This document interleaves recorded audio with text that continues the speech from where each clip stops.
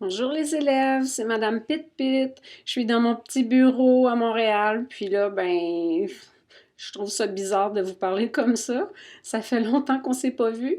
Mais aujourd'hui, c'est la journée mondiale du livre. Puis vous savez comment j'aime vous raconter des histoires. Mais là, franchement, j'ai même pas le droit d'aller dans ma classe pour chercher mes livres. Alors, ce que j'ai fait aujourd'hui, je suis allée sur la bibliothèque numérique de la ville de Montréal. Puis là, j'ai pris ma tablette. Et là, j'ai cherché, oups, lire plus tard, non, lire maintenant. J'ai cherché un livre pour vous raconter aujourd'hui, puis finalement, j'ai fait une découverte, évidemment, avec un titre comme ça s'appelle Fred Poulet enquête sur un microbe. Je me suis dit que c'est vraiment le moment de lire un livre sur les microbes et les virus. C'est pas très long. Je pense que ça va me prendre une quinzaine de minutes pour vous lire ça. Puis là, ce que je fais, c'est que je vais mettre la tablette, je vais me mettre derrière mon portable, puis je vais m'organiser pour être capable de lire l'histoire. En tout cas, c'est bien compliqué, là.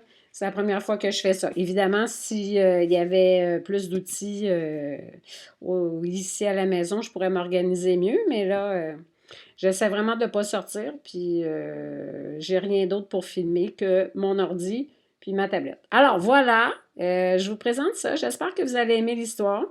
Vous pourrez m'écrire vos commentaires sur le blog si vous voulez. Puis avez-vous remarqué que j'ai plus de cheveux gris qu'avant? Quand ça continue comme ça, quand on va se revoir, je vais avoir tous les cheveux gris. Ça va être une vieille Madame Pit-Pit. Bon, allez, on commence l'histoire. Je m'installe et je vous reviens tout de suite. Attention! Fred Poulet enquête sur un microbe, une histoire de Carole Tremblay et illustrée par Philippe Germain. Dans la collection À pas de loup aux éditions de Dominique et compagnie. Les héros. Fred Poulet. C'est moi. Enfin, c'est mon nom de détective. Ne me demandez pas mon vrai nom, il est top secret. Seul le patron est au courant de ma véritable identité. Le patron? Le patron, c'est mon père. Il est journaliste. C'est lui qui m'a enseigné comment poser les bonnes questions. Malheureusement, il n'a pas toujours les bonnes réponses. Léa, c'est la plus... c'est la moins... bref, elle est dans ma classe et on s'entend super bien. La grand-mère de Léa. Elle est moins mon genre que Léa, mais pour son âge, elle est vraiment super aussi. Surtout quand elle prend soin de moi les jours où je suis terrassée par le terrible ennemi. Le microbe, le traître, nain, le minuscule scélérat, le microscopique monstre, l'ennemi invisible. Il a tout fait pour me mettre KO, mais s'il croit que le célèbre Fred Poulet va se laisser abattre par un minus, il se trompe. Le dossier, un courageux détective, moi, est victime d'une sournoise attaque bactériologique. Qui lui a refilé le microbe? Quel est le mobile du crime? Où sont les mouchoirs? À quelle heure doit-il prendre son sirop? Interrogatoire, indices, déduction, Fred Poulain mène l'enquête et dénonce les coupables. Jeudi, 7h28 37 secondes. J'ouvre un œil. Oh oui, c'est difficile. 7h28 38 secondes. J'ouvre l'autre. Aïe, c'est encore pire. 7h29. Je suis maintenant convaincu que quelque chose ne tourne pas rond. Quelqu'un m'a fait le coup du microbe. Je ne sais pas qui, je ne sais pas quand, mais je vais trouver foi de Fred Poulet. 7h33. Je m'assois dans mon lit. Vraiment, ça ne va pas. Ma bouche est sèche, mes oreilles bourdonnent, mon front est bouillant. Mais le pire, c'est mon nez. On dirait que quelqu'un a mis du plâtre dans mes narines. 7h45. Blanc-bec, mon souris, et moi sommes assis à la table. Je sais bien qu'on dit une souris, mais Blanc-bec est un mâle et j'ai peur de le vexer. Je fais un effort pour manger la tartine que le patron m'a préparée, pourvu qu'il ne se rende compte de rien. Le patron, c'est mon père. C'est lui qui m'a appris à faire des enquêtes. 7h57. Je bois mon verre de lait. Chaque gorgée m'arrache la gorge. J'ai l'impression d'avaler des vis pointues. Mais je ne dois rien laisser paraître. Le patron serait capable de me faire garder le lit, comme la dernière fois. Si je veux effectuer mon enquête pour trouver qui m'a refilé ce méchant microbe, je dois me rendre sur le lieu du crime. Et ce lieu, ce ne peut être que l'école. 8h02. Je monte l'escalier à une vitesse supersonique. Je dépose Blanc-Bec dans sa cage. Et je redescends aussi vite que l'éclair. 8h03. J'enfile mon manteau et je pars pour l'école. Je suis presque dehors. Hélas, c'est le moment que choisit le patron pour me passer une main dans les cheveux. Et c'est là que mon plan est anéanti. Mais qu'est-ce que tu as? Tu es brûlant? C'est parce que j'ai couru trop vite. Oh non, papa, je vais être en retard pour l'autobus. Je t'amènerai en auto si tu le manques. 8h14. Papa a décrété que j'avais trop de fièvre pour aller à l'école. Pendant qu'il cherche une gardienne, je regarde par la fenêtre de ma chambre. Je vois passer l'autobus scolaire. Comment vais-je trouver le coupable de cette vilaine attaque bactériologique? 8h20. Papa téléphone à toutes les gardiennes qu'il connaît. Pamela, c'est la voisine d'en face. Ses ongles horriblement longs me font peur. Par bonheur, elle a rendez-vous chez le dentiste.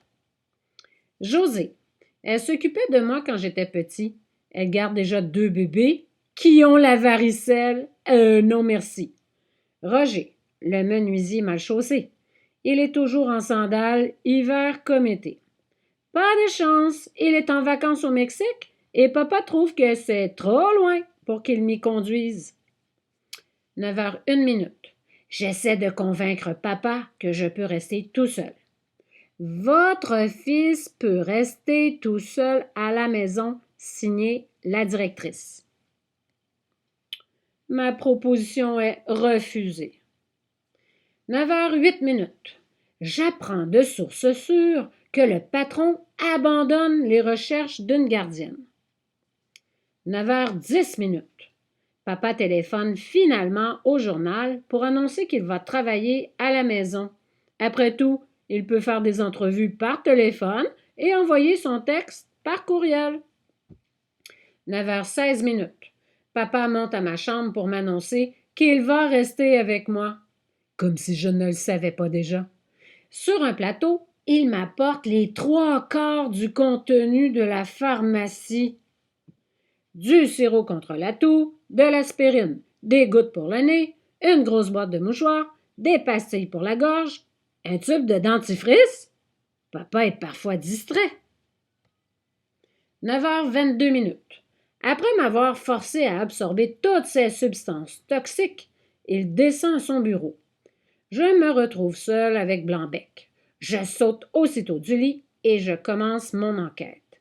Comme je ne peux pas me rendre sur le lieu du crime pour chercher des indices, je vais être obligée de faire tout le travail dans ma tête. Je dresse d'abord une liste des personnes que j'ai vues se moucher dernièrement. La secrétaire de l'école, Mustapha, Marie-Geneviève. 10h50. Je me réveille avec ma liste de noms collée sur le front. Mon crayon, lui, a roulé sous le lit. Recenser les gens qu'on a vus se moucher est encore plus endormant que de compter les moutons. Surtout après 2 cuillerées de sirop. L'ennemi a vraiment frappé fort. Raison de plus pour le trouver et le dénoncer publiquement.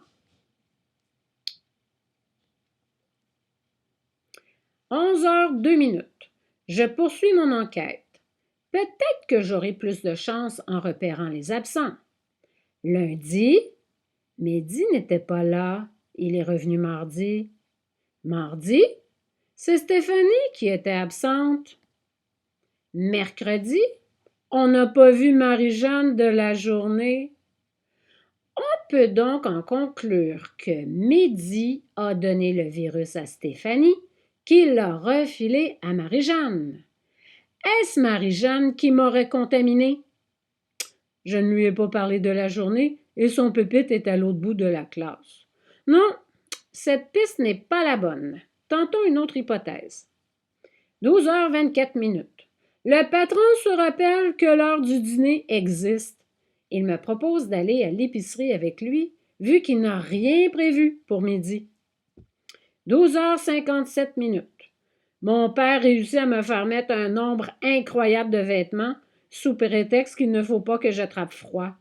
Habillé comme ça, je pourrais partir en expédition au pôle Nord et revenir en sueur. Par bonheur, ma cagoule cache mon visage et je peux sortir incognito. Liste des vêtements que je suis obligée de porter. 15 morceaux en tout. 1. La culotte. 2. Pantalon. 3. 2 paires de chaussettes.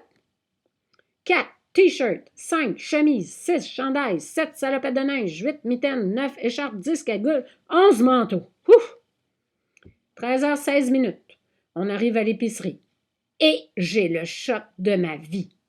Léa est là, avec sa grand-mère au rayon des poissons surgelés. Léa, c'est la... Enfin, bref, Léa, elle est très... Disons que c'est de loin la fille la moins bête de la classe. Et je pèse mes mots, un par un. Ouf! J'ai chaud avec mes 15 pièces de vêtements. J'ai l'impression que quelqu'un a installé un micro-ondes dans ma salopette. Je n'ose pas enlever ma cagoule s'il fallait qu'elle me reconnaisse alors que je suis habillée de façon ridicule. Mais pourquoi n'est-elle pas à l'école?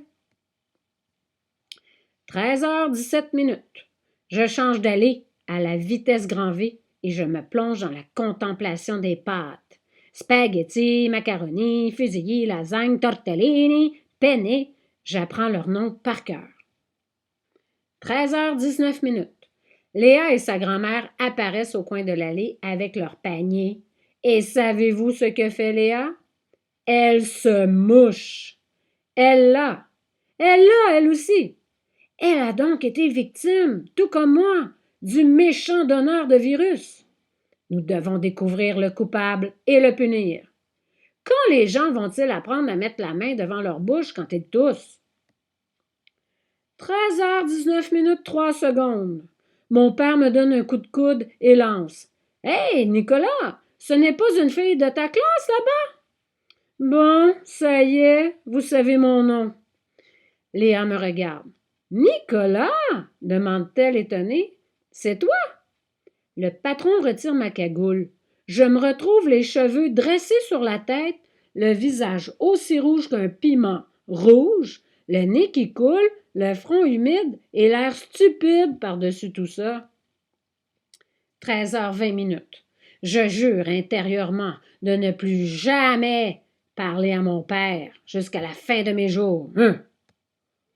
13h20, 4 secondes. Léa s'approche de moi. « Tu as le rhume, toi aussi? » « Ouais, et je voudrais bien savoir qui m'a refilé ça. » C'est peut-être moi qui te l'ai donné l'autre jour quand je t'ai offert de partager mon jus. Par la moustache de Sherlock Holmes! C'est donc elle, la coupable? 13h20, 30 secondes. Je réfléchis.